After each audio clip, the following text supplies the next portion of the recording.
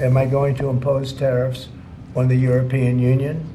Do you want the truthful answer, or should I give you a political answer? Absolutely. Absolutely. The European Union has treated us so terribly. Second, Europe is an ally for you. If you want Europe to be engaged on this more investment and security and defense, if you want Europe to develop, which is, I think, the interest of the US, you should not hurt the European economies by threatening it with tariffs. France is stepping up unexpectedly in a world shaken by trade tensions. President Emmanuel Macron is rallying European leaders to respond decisively to Donald Trump's impending tariffs aimed at the EU. With the European Union, it's a $350 billion deficit. So obviously something's going to take place there. Before we dive into the implications of these developments and the potential shifts in global alliances, please hit that subscribe button and notification bell so you're notified every time we post a new video. Tariffs are causing problems for the EU. It's hard to ignore the growing tension in Europe. Tariffs are looming and the stakes are high. The EU has enjoyed a delicate balance of trade, but now that equilibrium is at risk. What happens when a powerful player like the US flexes its economic muscles? It sends shockwaves through the entire continent. The fear of a trade war isn't just speculation. It's a reality that many leaders are grappling with. Will Europe stand united or fracture under pressure? Trump is focusing on Europe and the UK. But European Union is really out of line. UK is out of line, but I'm sure that one, I think that one can be worked out.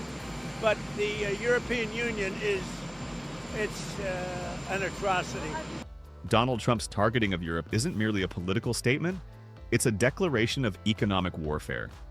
Firstly, of tariffs, obviously it's early days, and I think what's really important is open and strong trading relations, and that's been the basis of my discussions with President Trump.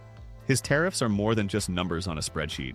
They represent a fundamental shift in how global trade is perceived and conducted. This aggressive approach throws established trade relationships into disarray, creating ripple effects across the global economy. The implications extend beyond simple import-export figures, impacting businesses, employment, and consumer prices. Is this a calculated strategy to reshape the global economic landscape, or a risky gamble with potentially devastating consequences?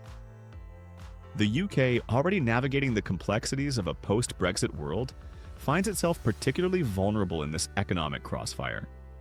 Caught between its European neighbors and its transatlantic ally, the British government faces a difficult choice. Will they align with Europe in a united front against Trump's tariffs, or will they attempt to forge an independent path, potentially seeking a separate deal with Trump? This decision carries significant weight, impacting not only the UK's economic future but also the broader geopolitical landscape. The uncertainty surrounding the UK's response creates palpable tension and raises profound questions about the future of transatlantic relations and the stability of the global trading system. Emmanuel Macron isn't one to back down easily. His unexpected stance against Trump's tariffs has caught many off guard. Macron's call for a united European response isn't just rhetoric, it's a strategic move. He understands that Europe must present a front if it hopes to counteract US aggression. But can Macron rally enough support among EU leaders? The challenge lies not only in solidarity but also in the ability to act decisively. What does it mean for the EU if they fail to respond effectively? EU focuses on defense and economy. EU leaders gathered in Brussels not just to discuss defense, but also the looming economic crisis. Trump's trade threats demanded immediate action, creating a sense of urgency in the room. Each leader brought unique concerns, highlighting the varied impact of potential tariffs across member states. Despite differing viewpoints, a common thread emerged. Protectionism would be disastrous. The leaders recognized the potential for widespread economic damage if trade wars escalated. This shared understanding fueled the debate, pushing them towards a collective response. Could a united European front be the key to weathering this economic storm? The question hung heavy in the air, underscoring the importance of solidarity in the face of external pressure. The future of the European economy seemed to rest on their ability to act as one. The relationship between the US and France, forged in the fires of revolution, has always been a complex tapestry of camaraderie and competition. From their shared struggle for independence to their intertwined cultural and economic ties, the two nations have a long history of cooperation. However, this bond has also been tested by periods of disagreement and diverging interests, creating a dynamic marked by both affection and friction. Recent years have seen a noticeable uptick in tensions, exacerbated by Trump's policies and Macron's assertive responses. The trade disputes in particular have become a flashpoint, highlighting underlying differences in economic philosophy and national priorities. Macron's vocal opposition to tariffs has positioned him as a key challenger to Trump's approach, raising questions about the long-term implications for the transatlantic alliance. Is this current friction merely a passing storm in a long-standing relationship, or does it represent a more fundamental shift in the US-French dynamic? Are we witnessing the potential fracturing of a historic partnership, or a necessary recalibration that could ultimately lead to a stronger, more equitable alliance? The answers to these questions will have profound consequences for future collaborations and the broader global order. France and China trying something new.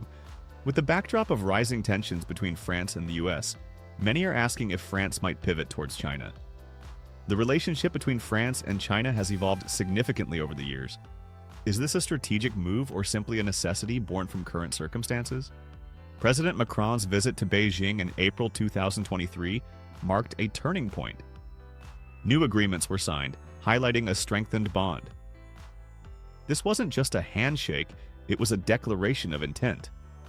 Both nations expressed a desire to tackle global challenges together. Could this be the beginning of a new chapter in international relations? As France seeks to reduce its dependence on the US, the allure of a strong partnership with China becomes more appealing. The economic ties between the two nations have deepened, with trade volumes reaching unprecedented levels. But what does this mean for Europe as a whole? Is Europe ready to embrace a shift in its alliances? When we look at the numbers, the contrast is striking. Trade between the EU and the US is facing challenges due to tariffs. In contrast, Sino-French trade is flourishing. In 2023, China became France's most significant trading partner outside the EU. What caused this shift? The data reveals that French imports from China are rising. Meanwhile, exports are struggling to keep pace. This imbalance raises questions about France's long-term economic strategy. Is France becoming too reliant on Chinese goods? Or is this simply a reflection of the global market? With the US imposing tariffs, the EU must reconsider its trading strategies. France seems to be leading the charge towards strengthening ties with China. But will this approach pay off in the long run? The stakes are high and the answers are uncertain. Solutions and how discussions could go. So, what can be done? Dialogue seems to be the key. Both the EU and the US need to come to the table. A trade war benefits no one. Can both sides find common ground? Macron has suggested a united front among EU nations. Now, this could be a powerful move. If Europe stands together, it might just have enough leverage to negotiate effectively with the US. But what if that unity falters? Would individual countries then pursue their own interests, potentially undermining collective strength? As France navigates its relationship with China, it must also consider its position within the EU. A delicate balance is needed. Can France lead the way without alienating its European partners? The path forward is fraught with challenges, but solutions are possible. Are leaders willing to take the necessary steps? As we reflect on these developments, one thing is clear. The global landscape is shifting. France's bold moves could redefine its role on the world stage. But what does this mean for the average citizen? Will these decisions lead to economic benefits or unforeseen consequences? Your thoughts matter. How do you view France's approach to these international challenges? Is aligning more closely with China a wise strategy? Or does it risk alienating traditional allies? We want to hear from you. Your feedback could shape the conversation around these critical issues. We hope you found this video helpful. If you did, please like and subscribe to our YouTube channel so you don't miss out on future uploads. For those interested in learning more about investing, I've had a positive experience with Interactive Brokers. The link to their platform is in the first link of the video description.